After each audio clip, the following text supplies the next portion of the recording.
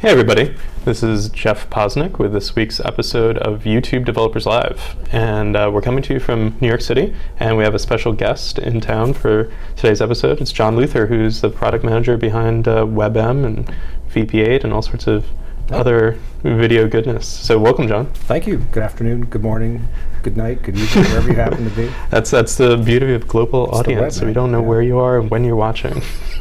Or who's watching. Exactly. Cool. So before we get started, there's a lot of acronyms involved, and there's a lot of kind of specific technical language that's used when talking about video codecs and video file formats. And not everybody might be familiar with them, so as not to lose everybody from the very start of the show, maybe we could just go through some basics to begin with so folks know what we're talking about. So sure. The phrases video container, video codec, and audio codec seem pretty important to me, and maybe you could go into a little bit more about what they all do. It's funny you should mention that, because I happen to have a graphic for this. I would love to see the graphic. If we can bring that up on the screen. So there we go. So when we talk about video for the web, which is our focus, I mean, the WebM Project is named that for a reason. Our primary focus is on video for the web. We're not necessarily interested in broadcast television, anything like that. So for web video, in most cases, what you have is a container, which is the file that contains the media. So here, I've kind of just laid out all the steps of creating a video file. Now the same is roughly the same for a live stream, but just for the sake of simplicity, I made this. Okay. So you start with your application, which can be a camera, video editing software, wherever the media is originating from. And that will export raw media, video and audio streams. So then what we do, like in the case of YouTube, we put those streams into VPA video encoder and a Vorbis audio encoder. So the VPA video codec is what Google acquired from Onto Technologies and what we've been working on for the past now almost 3 years. Okay. Vorbis is an open source audio format that was developed by the ZIF Foundation. Monty Montgomery, Tim Terraberry, those guys, people are familiar. They're also the same guys who are now working on the Opus audio codec. Okay. So when those streams get encoded, they get compressed. So the goal of all this is to take these raw streams, which are very, very big, lots of data, raw pixels, and compress that down into a stream that's usable across the internet, megabit connection, 2 megabit. So those are then multiplexed into a container file, which is your WebM file. So within that, you can have multiple video streams, multiple audio streams. In most cases, you have one audio, one video. And then that's what you sort of put on your server. MIME type is WebM. So just like a JPEG file contains the stream for the still image, a Word document contains a stream of English or French, or you kind of think of it that way. It's just a way to wrap it all up in a nice package. And then when the client, the web browser, the video tag in HTML, then demuxes that, demultiplexes it, takes the video stream into the video decoder, audio stream into the audio decoder, and then through the media pipeline in the browser renders it all to the screen. Cool. Okay. And that's how the magic happens. That's the very, very minimal description of what goes on. Fair enough. So if you hear VP8, we're talking about the video codec, and if you hear WebM, we're talking about the overall video file format containing the muxed streams. Yep. Okay. Hopefully that answers some questions. And one takeaway from the show, if nothing else, people will understand video file formats a little bit better. Exactly. Awesome. Okay. So now that we know what we're talking about, let's get into a little bit of the details as to why somebody would actually want to use WebM and VP8 versus some of the other formats and codecs that are out there. What are some advantages? Well, one of the advantages of VP8 is that it's a very, very efficient codec. I mean, it was developed roughly 2009-ish, and then we were acquired in 2010. I was expecting you to say 2,000 years ago. No. This is a very ancient codec. It's business that long. Not that long. Lots of papyrus, hardware acceleration, stuff like that. But we were drawing the pixels by hand back when I first started in this. No, so it's a modern codec, as the parlance goes in the industry. I mean, it's very, very efficient. The quality that it delivers is great. HD as well as smaller frame sizes, but it's also one of the advantages of VPA is very low latency codec. Okay. Why does that matter? Real-time applications. For example, one of the things that VPA is proposed for now is the WebRTC project, which is a open source real-time media project. For example, making video conferencing applications in the browser. Sure. Those sorts of things. So at the IETF standards organization, VPA has been proposed as a mandatory codec for that use case. So what we can do is with VPA, because the latency is so small, you can have these very good video conferencing applications where there's no delay. Even if the network gets kind of funky, start dropping packets and all sorts of crazy stuff happens, we can recover from errors. Sure. A lot of that stuff. So it's, we designed it to be a very good all-around codec. But as part of that, we wanted it to be one codec. We didn't want profiles and levels, and there's a lot of other codecs, which not necessarily, that it's all bad, but we wanted it to be the design to be very simple and serve every use case without having to have special decoders. And so other codecs, when you hear about a profile in, for example, like H.264 baseline profile, they're actually different codecs. Okay. A baseline decoder can't decode a high-profile 264 stream. VP8 is VP8. A VP8 stream created from a compliant encoder will play and decode in any VP8 decoder. So there's simplicity of design, there's efficiency. We don't charge any money for it, which a lot of people like. Other codecs, have royalties associated with them. We don't charge for VP8, and it's a very wide open license. It's a BSD open source license. Cool. There are people out there using it who aren't even calling it VP8, and they have every right to do that. Okay. That's what the license allows. Cool. So that's, and overall high efficiency and simplicity of design, and decoding simplicity goes with that as well. I mean, we can decode VP8 on pretty minimal hardware, doing in software. Okay. Yeah. That sounds pretty compelling. Yeah. Good to know. Okay, so that's a little bit about VPA. You mentioned the fact that VPA kind of initially started as part of a separate company, Onto, that Google acquired. Can just hear a little bit about your history and your involvement with the overall project, and how far back you go with video working with? Let's see. Well, Onto started as a couple of people from New York City and a school in upstate New York called Rensselaer Polytechnic Institute. So they started this company to initially do video in gaming systems like the Sega Saturn and all these. You young people out there, you might. So that was 93, 94. I came along in 2002. By then, it was called the Duck Corporation, just being silly. It became Onto. 2002 is when I joined, and then we developed a series of, the VP3 series, VP4, all the way up to VP7, and then we released VP8 in 2009. Google acquired us in 2010. So I've been doing this now for 11 years. Okay. Which, there are more and more people who've been doing it that long, but I feel like I have a lot of perspective on this stuff, and it takes a long time. I mean, a lot of people have said or implied that VP8 hasn't caught on, but this is pretty much about when the curve starts to come. I mean, I remember when H.264 was first ratified as a standard. That was early 2000s. It really didn't come into its own until, at least for the web, until really the iPad was what really then got everybody wanting to support it and everything else. So I'm very bullish on VP8 for the next many years because there's hardware coming to market. We can get all that stuff. Sure. For me, that's my role. Okay. Well, I mean, it's wonderful having somebody with your perspective on the show to talk about this. Thanks. So, yep. Cool. All right. So, let's say I'm just your average YouTube consumer, like everybody out there, like everybody who's watching this right now. I like watching YouTube videos, but I'm not necessarily a developer, and, I'm not maybe creating videos. So what does WebM mean for me? Why should I care about WebM? Just for your everyday user, they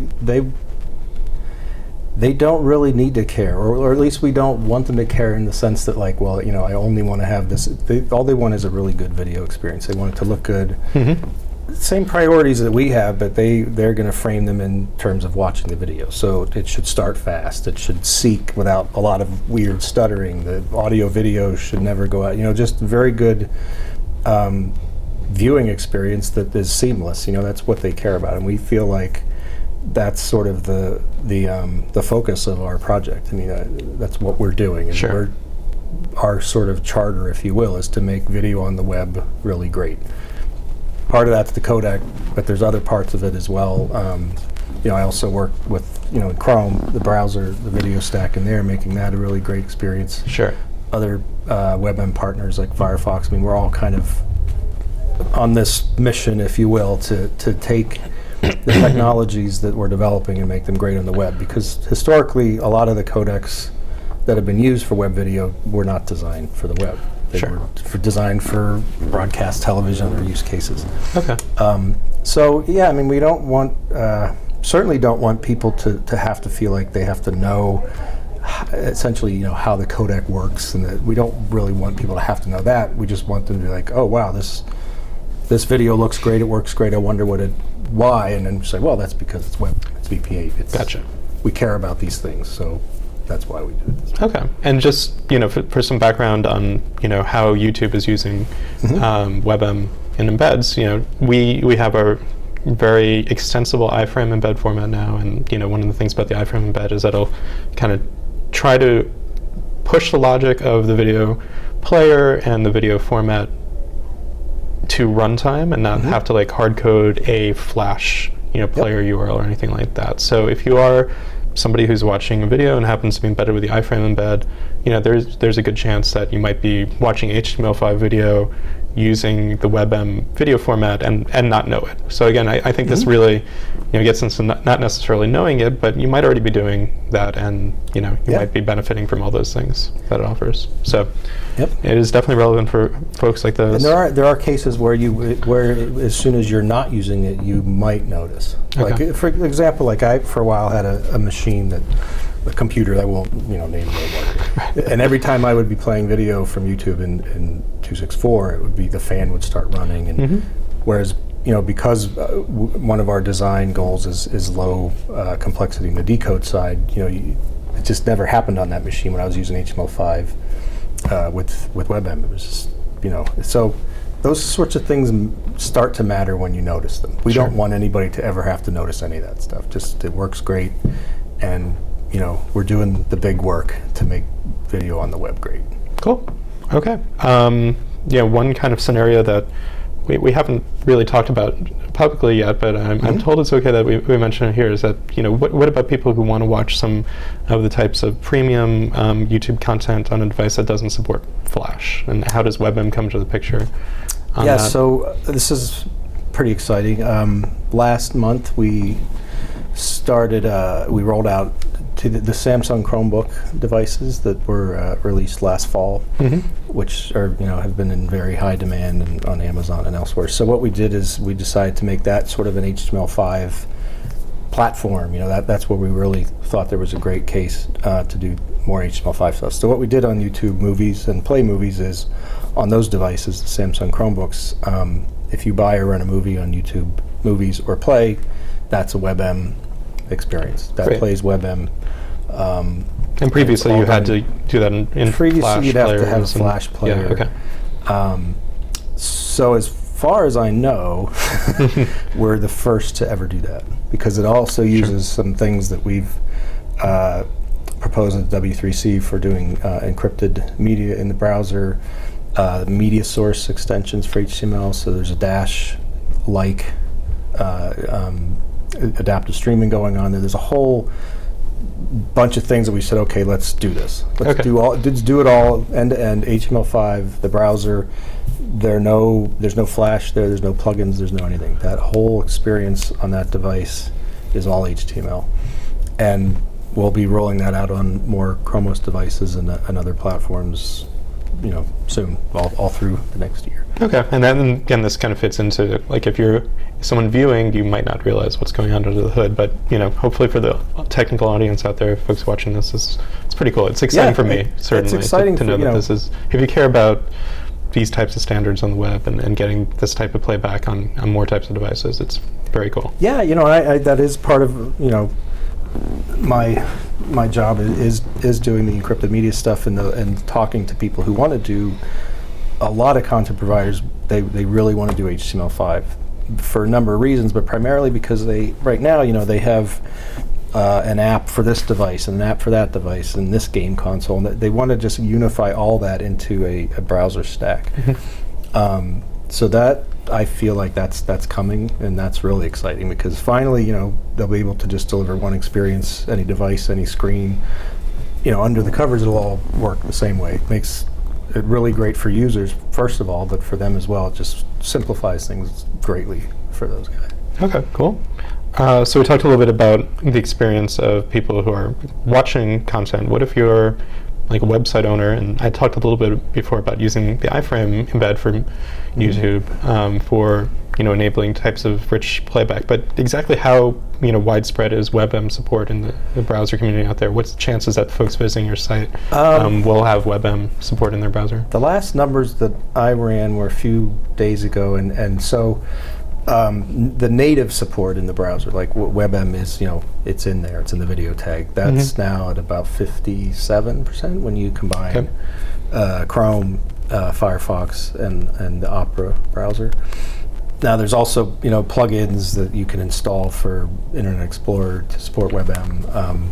If you then add that on, that's about that's an addressable market of about another 17%. Okay. So the chances are pretty good, and particularly with Chrome and Firefox, and we've the performance in both is very good. Since we launched it, we've made a lot of refinements. Okay. That's good to hear. So, I should mention. Yeah, actually, I should mention Android as well. Android, ever since Gingerbread, WebM has been supported in Android. It's a pretty big platform. Yeah, I guess that is, isn't it? Yes. A few hundred, whatever, bazillion people. There you go. Don't quote us on that. No, that's not a scientific figure. Yeah. Bazillion, I don't think, is a real number anyway. There you go. So, okay, so that's kind of the website owner point of view. Let's say. What's a slightly different scenario? I'm somebody who's a developer. Maybe I'm working on a video creation application. Or maybe I'm just interested in ways of encoding video for use in my application because I'm not doing necessarily browser-based playback, but I know I want to have video playback or even video capture within my application. What could WebM do for me? And do you maybe have some examples of how you could interact with WebM in that case? Yeah, I mean, this is one of the great things about the web and being a developer is that it depends a lot on what you want to do and what your needs are. If you're if you have a small site and you do a couple videos a week, you can encode them on your local desktop. There are a lot of tools now that support WebM. You can then, but if let's say you have a more higher volume site where you're maybe getting dozens or hundreds of videos a week, there are a lot of really great cloud-based video encoding services now where they have really great APIs. Most of them are, kind of REST-based. You send a file in, and then they give you a pointer back to the encoded version. It's very fast. They have really good presets. They take care of a lot of the tweaking for you. Sure. And YouTube does support WebM as an ingestion format also. So once you have your WebM encoded file, you could pass that along to YouTube, obviously, and store it there and serve it there. And I mean, there's companies that are doing that even behind the scenes. Right. Some gaming companies and things are doing that as well. So then it becomes for a developer. You don't really. It's like a lot of things. You want to focus on the user experience of the site, making it work great, reliability, encoding the videos. You can do that stuff in the cloud now, and it's becoming so much easier, and you don't need a huge investment in a lot of hardware because encoding video, it's not just VPA. I mean, all video is very compute intensive to do. It's just sort of the nature of the thing. Okay.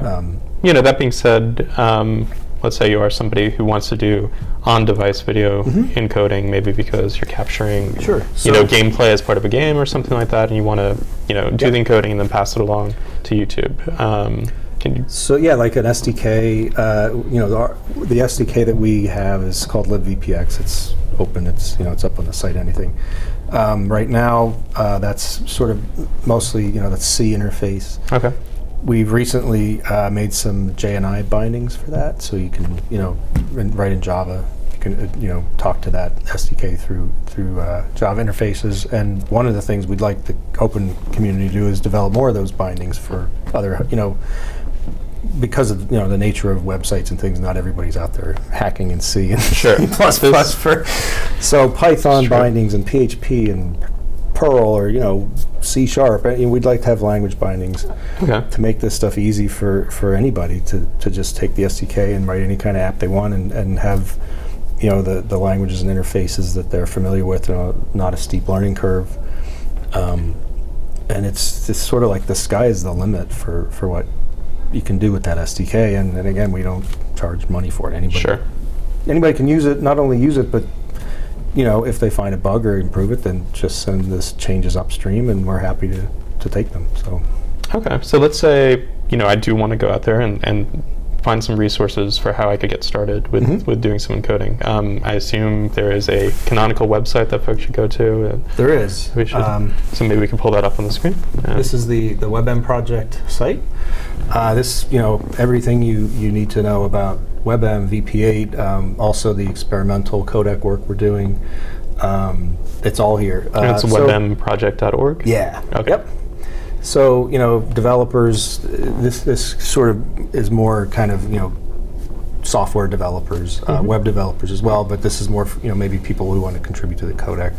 The tools section is, I think, where this audience, might find a lot of useful stuff. There's a lot of open source tools that support WebM now. Okay. There's seems like FFmpeg might be the entry point that a lot of people use. Yep. And FFmpeg, has been really great for WebM because it underlies so much software now for doing video processing. Not only open source stuff, but a lot of the cloud-based services. Sure. A lot of video sites use it behind the scenes now. So, these are just some of the commercial tools, the cloud-based things. So if you did want to get adventurous and start using FFmpeg to create WebM files. What I've done here, this is just a very simple and quick demo of how you would do that. So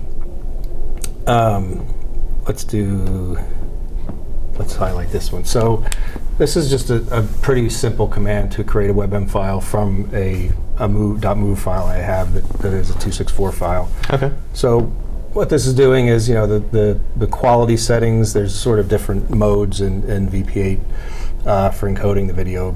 There's real-time, good, best. Good is, in most cases, even though it's a little bit non-intuitive, right. Good is usually what you want because it's faster. Best is designed for, squeezing the absolute best out of it, but it's going to take a lot more processing. Maybe create an alias like really good, just to let people know that this is really good, and like best is a little insane, a little too much. It should be like wait a long time, not so long. But for most use cases, especially for web video, the good setting is usually where you want to be. So the CPU, you can control in the encoder how much CPU the encode takes. You can set lower priority if you want. If it'll take longer, but if you want to, then be doing other stuff on that machine. For instance, if you are including this as part of a game or some sort of application where you're capturing video and then encoding it, so that's good to know. You can defer. That's a perfect example. In gameplay, you would want to be setting this to real time.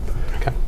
Because whether you're writing it to disk or sending it up, to YouTube or somewhere of a stream, you want to be doing that encoding in real time. And VP it's a very good real time. So I was actually a little confused when we were talking before and you were saying real time. So real time does not mean you're going to get the encoding done as quick as possible. Oh, sorry, it does mean that it's going to be as quick as possible, but it's not necessarily as high a quality as you might get with the best setting or even the good. Okay. Right. I mean, it's not. It's for scenarios where getting the real time transcoding done is the most important thing. Yes, okay. and that's why it's called real time. It's not called live. Okay. That's the other distinction. A lot of people say, well, that's the live mode. It's not really. That's the one it will be encoding stuff in real time. Even if you're writing it to a disk for later, if you want to be encoding stuff as it's happening without having like a gigantic buffer of gameplay that you then have to do. Okay, great.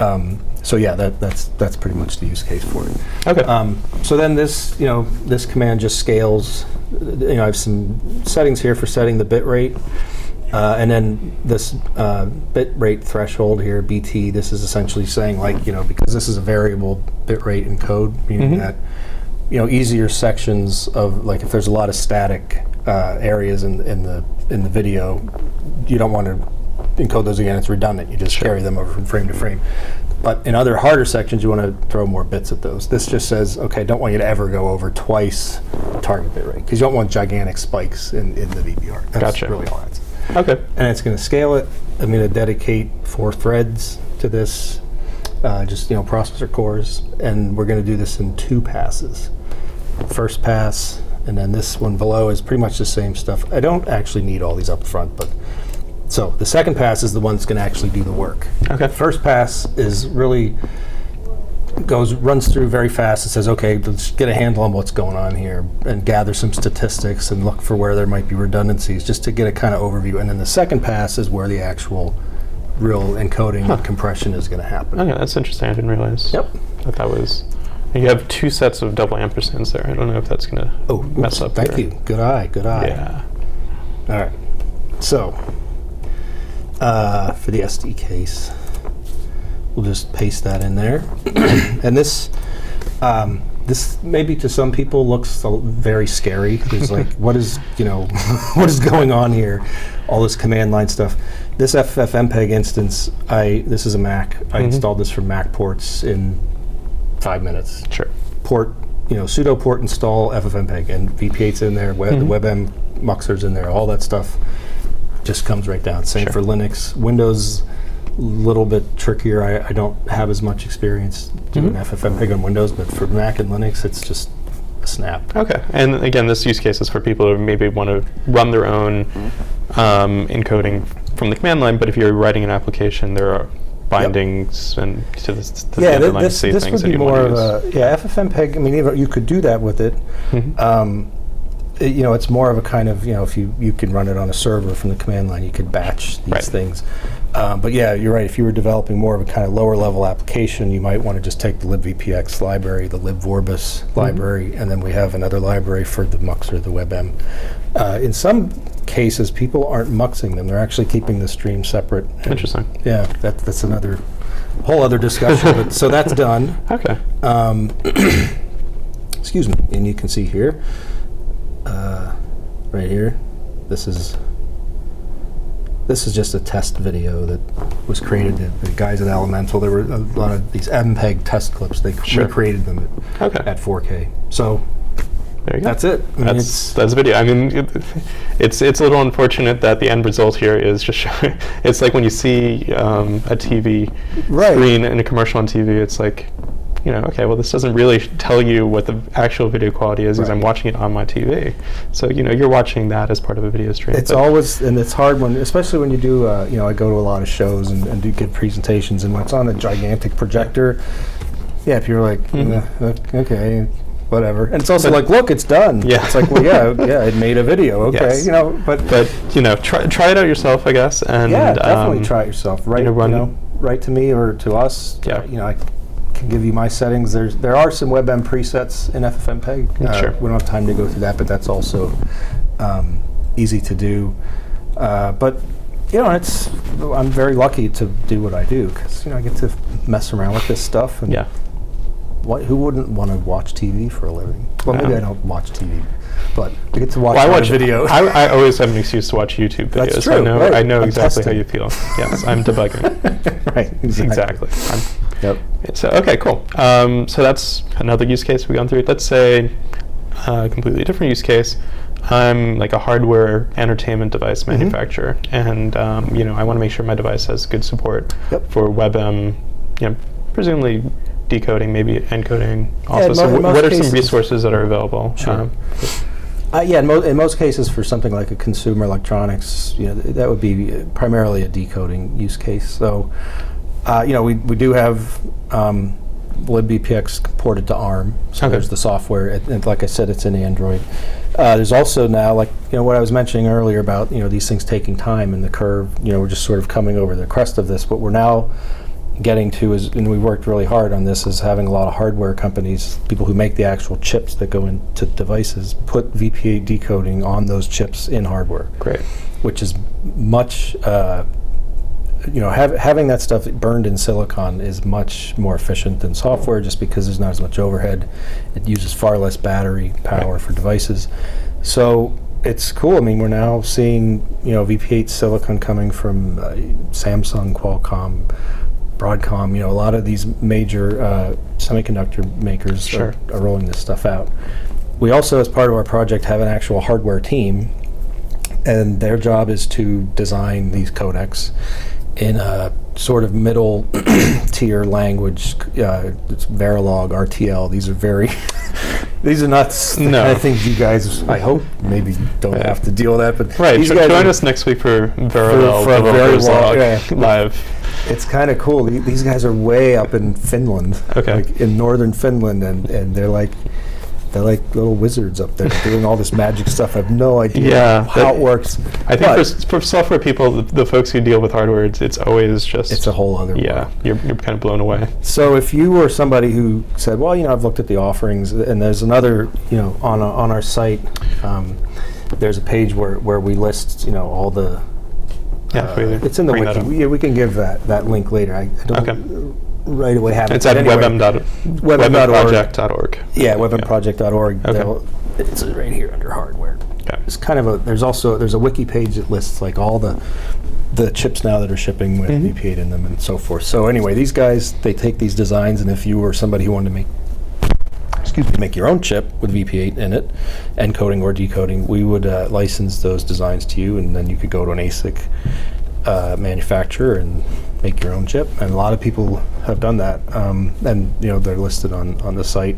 Some of the companies have written their own implementations, which again, that's fine with us. Sure. That's what the license is all about. So yeah, if device people, there's a whole ecosystem for that's finally growing up, and this is what we knew would take time, and we're happy that it's all starting to come together. Okay, awesome.